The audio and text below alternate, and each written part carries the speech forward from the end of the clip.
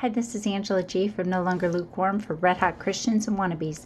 These videos are for those of you who like to listen while you're doing something else. For those of you who like to read my blogs, you can find the link in the description box below. So this one is called The Desires of the Heart. What's your one thing?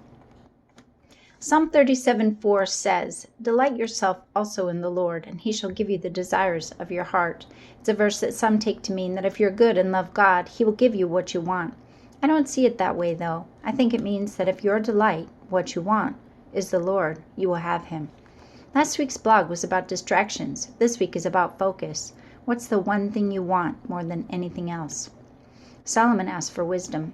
In 1 Kings 3:9, Solomon got the chance to ask God for anything he wanted, and he chose wisdom. "Therefore give to your servant an understanding heart to judge your people, that I may discern between good and evil. For who is able to judge this great people of yours?"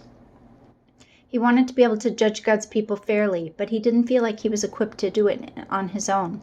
Here was a man who asked for a tool to do the job that God had called him to do. James 1:5 tells us we can have the same thing if we will but ask. "If any of you lacks wisdom, let him ask of God, who gives to all liberally and without reproach, and it will be given to him." Agur asked for two things.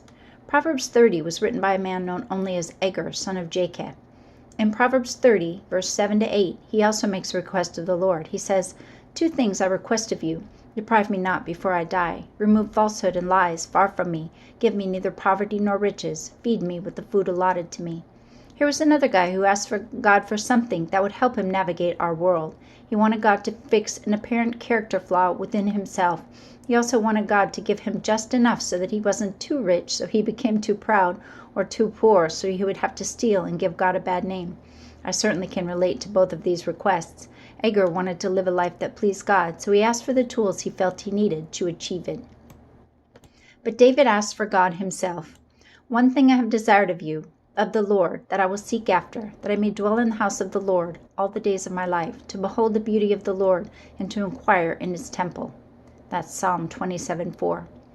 Psalm 27 is one of my favorite chapters in the whole Bible. Written by King David, a man after God's own heart, it's full of passionate faith. In it, he makes the declaration that he wants only one thing from God. "One thing have I desired of the Lord." He will set his mind to getting it, "that I will seek after." He wants to be part of God's family forever, "that I will dwell in the house of the Lord all the days of my life." And he wants to be close enough to God to know him and someday be in his presence, to behold the beauty of the Lord. Finally, he wants to be able to have a relationship with him, to be able to ask God questions and get answers, and to inquire in his temple. David was a man of war. He had blood on his hands, not just from battles, but from his own sin as well. As a king, he lived a life of passion and power on the one hand, but integrity and purpose on the other. Like all of us, he was human, but he was a human being who loved God with all of his heart. When he looked at his life and thought about what was the most important thing was to him, the answer was clear. He wanted God above everything else. What do you want? Some people look at their lives and play the if-only game. If only I had better health, if only I had a better job, a different spouse, more money, more time, etc. They have set up scenarios in their minds in which all of their problems could be solved if only this or that were different. But so many others have testified that even upon receiving that one thing they were asking for, there was still a hole, a void, a need for something more. If you aren't careful, even when you get what you want, something else will become your new one thing, and the cycle will begin again. In these last days, I think it's important for each of us to examine our own hearts. What do we want more than anything else? The Bible tells us to pray unceasingly, and I don't know about you, but I'm always asking for something. I often ask for the tools to achieve the calling God has put on my life. I also ask for strengthening of character and the provision to get me the ability to live a life that pleases him. But when I consider my heart's greatest desire, like David, mine is the Lord. I think it has to be in order for us to get through the times of hardship that the watchmen have warned us will come in these last days. Anchor in Jesus.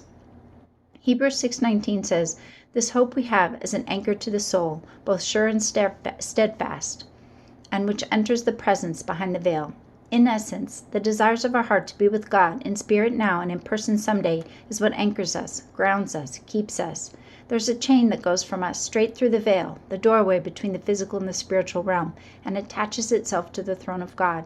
In that way, we can't be blown away by winds of false doctrine or tossed in the tempest of the wicked. Instead, will be founded on the rock of Christ Jesus.